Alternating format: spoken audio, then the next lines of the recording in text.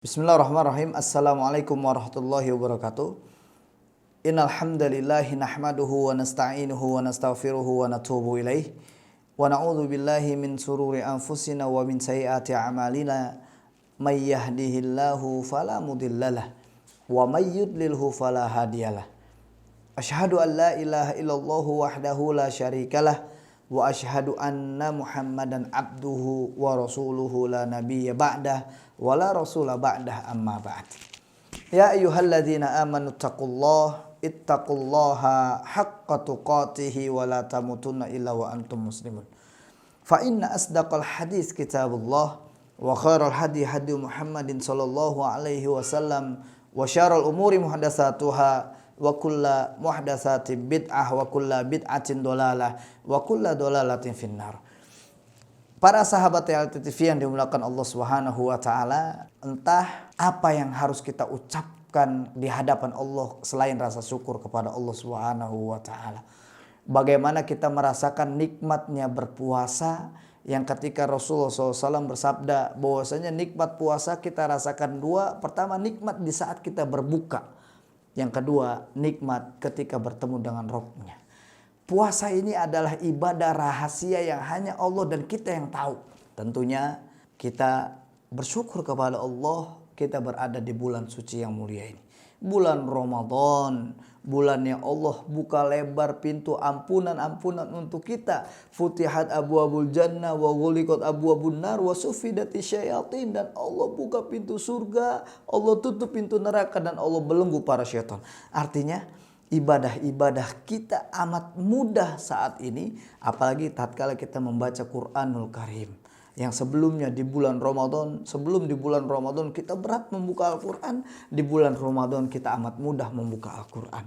Tatkala sebelum di bulan Ramadan kita berat melakukan Qiyamul Lail, di bulan Ramadan kita amat mudah melakukan Qiyamul Lail. Sebelum di bulan Ramadan kita berat melaksanakan sholat di masjid, di bulan Ramadan kita amat ringan melaksanakan sholat di masjid. Kenapa? Wasuffidatis syayatin, dan Allah belenggu para syaitan. Artinya amal ibadah yang sangat mudah dan sangat ringan kita lakukan di bulan yang mulia ini. Oleh karena kita bersyukur kepada Allah dengan mengucapkan kalimat Alhamdulillah. Salawat dan taslim juga kita sampaikan kepada Muhammad Rasulullah sallallahu alaihi wasallam, insan yang mulia yang dimuliakan oleh yang maha mulia, insan yang agung yang diagungkan oleh yang maha agung.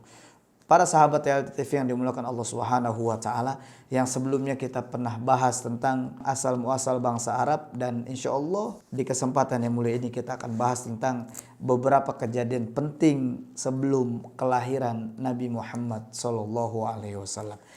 Allah Subhanahu wa taala bermaksud untuk mengasihi dan memuliakan umat manusia. Karena itu tibalah saatnya untuk menyelamatkan mereka dari kebinasaan dengan mengutus seorang nabi. Sebelumnya digambarkan tentang bagaimana peradaban-peradaban yang ada yang berkuasa sebelum Allah utus Nabi Muhammad SAW ke muka bumi ini. Kita lihat bagaimana kehidupan yang sangat kejam. Kita lihat bagaimana kehidupan yang penuh dengan kezaliman. Kita lihat bagaimana kehidupan yang sangat tidak adil. Kita lihat bagaimana kehidupan yang mana wanita itu rendah di mata manusia. Dan Allah ingin memberikan rasa kasih sayangnya, bahkan memuliakan kita sebagai umat manusia. Bayangin, Allah ingin memberikan rasa kasih dan sayangnya untuk kita, bahkan untuk memuliakan umat manusia. Kenapa? Karena sebelum diturunkan Nabi Muhammad SAW di muka bumi ini, manusia itu amat rendah nilainya di hadapan manusia. Bahkan di hadapan penguasa-penguasa yang zalim. Tapi tatkala Allah ingin memberikan rasa kasih sayangnya untuk kita, Allah ingin sebenarnya memuliakan kita sebagai umat manusia. Hakikatnya kita ini umat manusia yang sangat mulia di sisi Allah Subhanahu wa taala. Apalagi Allah pengen memberikan gambaran kepada kita bahwasanya wanita ini haknya tinggi di hadapan Allah, sangat mulia. Yang sebelumnya kehidupan peradaban-peradaban sebelum Allah utus Nabi Muhammad, wanita ini sangat rendah nilainya. Nauzubillah. Makanya tibalah saatnya untuk menyelamatkan mereka dari kebinasan dengan mengutus seorang nabi, sang kekasihnya, kata Allah. Ada beberapa kejadian menakjubkan sebagai isyarat akan datangnya seorang nabi. Sudah menjadi sunatullah, sudah menjadi sebuah ketetapan Allah tatkala Allah mengatur hidup di dunia ini, bahwasanya akan datang kelapangan setelah kesempitan. Kita tahu bagaimana kesempitan umat manusia sebelum hadirnya Nabi Muhammad SAW, dan Allah akan datangkan sebuah kelapangan, cahaya setelah kegelapan. Kita tahu bagaimana kezaliman, bagaimana kejahiliahan manusia sebelum hadirnya Rasulullah SAW. Allah akan datangkan sebuah cahaya, akan datang kemudahan setelah sebelumnya mengalami kesulitan. Kita tahu bagaimana umat manusia di saat itu, sebuah peradaban yang mana dikuasai oleh orang-orang kafir sebelum Allah turunkan Muhammad Rasulullah SAW, yang mana kehidupan ini amat sulit. Tapi sebuah sunatullah dari Allah, Allah datangkan sebuah kemudahan. Makanya yang pertama, ada kejadian-kejadian penting sebelum Rasulullah SAW lahir ke muka bumi ini. Pertama, kisah tentang penggalian sumur Zam-Zam oleh Abdul Muttalib. Siapa Abdul Muttalib? Kakek dari Nabi Muhammad SAW. Syekh Ibrahim Al-Ali dalam kitabnya Sahih As-Sirah An-Nabawiyah menuturkan sebuah riwayat sahih mengenai penggalian sumur Zam-Zam oleh Abdul Muttalib. Riwayat ini bersumber dari Ali bin Abi Thalib radhiyallahu an. Dia berkata bahwa Abdul Muttalib mengatakan, aku tertidur di atas sebongkah batu. Tiba-tiba ada orang yang mendatangiku berkata, galilah Thayyibah. Aku pun berbalik tanya, apa maksud Thayyibah? Dia tidak menjawab pertanyaanku dan malah pergi menjauh dariku. Kemudian Abdul Muttalib berkata, keesokan harinya aku beranjak dari pembaringanku lalu aku tidur. Dan kembali dia mendatangi sambil berkata, galilah al-birrah. Aku pun balik bertanya, apa al-birrah? Dia enggak menjawab pertanyaanku dan segera berlalu dariku. Keesokan harinya lagi aku beranjak ke tempat tidurku, dan setelah aku tertidur dia kembali mendatangiku sembari berkata, galilah al-matnunah. Aku balik bertanya, apa itu al-matnunah? Dia pun tidak menjawabnya dan berlalu dariku. Keesokan harinya lagi aku pergi ke pembaringanku, dan setelah aku tertidur kembali dia mendatangiku berkata, galilah Zam-Zam. Aku bertanya, apa itu Zam-Zam? Kali ini dia menjawab, ia tidak akan kering dan tidak akan dicela. Memberi minum jamaah haji yang jumlahnya banyak, ia berada di antara kotoran dan darah yang terletak di tempat di mana burung gagak mematuk-matuknya, tempat di mana terdapat sarang semut. Allahu Akbar. Ada kejadian penting sebelum Muhammad Rasulullah SAW lahir. Ada sebuah isyarat yang disampaikan oleh Abdul Muttalib untuk menggali Zam-Zam. Kemudian Ali bin Abi Thalib melanjutkan kisahnya. Setelah petunjuknya jelas dan Abdul Muttalib tahu tempat yang dimaksud, maka dia segera ke sana dan ternyata benar.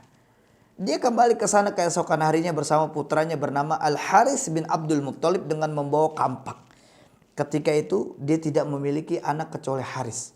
Setelah itu Abdul Muttalib menggali tempat yang dimaksud dan bertakbir manakala melihat di tempat yang ia gali terdapat sumur. Seketika itu juga penduduk Quraisy mengetahui kabar tentang sumur yang ditemukan Abdul Muttalib. Maka mereka menjumpai Abdul Muttalib sembari berkata, wahai Abdul Muttalib, kami juga memiliki hak atas sumur itu.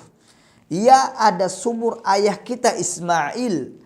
Dengan demikian kami pun berserikat denganmu dalam memanfaatkan sumur itu. Kemudian Abdul Muttalib menjawab, aku gak bisa berbuat apa-apa. Sesungguhnya sumur itu hanya aku yang menemukannya, bukan kalian. Ini kisah ini sangat luar biasa. Ketika Abdul Muttalib mendapatkan sebuah perkataan, galilah at-Thayyibah, galilah al-Matnunah, galilah al-Birrah, kemudian galilah Zam-Zam. Setelah menggali ditemukan di sebuah tempat, kemudian datanglah Quraisy yang mengatakan, aku ada bagian dari itu. Tapi Abdul Muttalib menolak, aku gak bisa, gak berbuat apa-apa. Sesungguhnya sumur itu akulah yang menemukannya.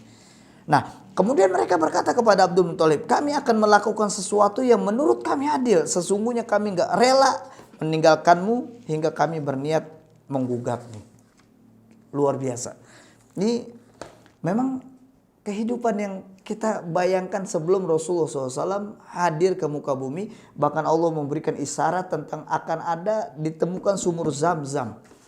Ini luar biasa sekali sahabat LTTV yang dimuliakan Allah Subhanahu Wa Taala. Nah, kemudian ada kisah yang kedua, kisah penting sebelum lahirnya Muhammad Rasulullah SAW, yakni adalah kisah tentang pasukan bergajah.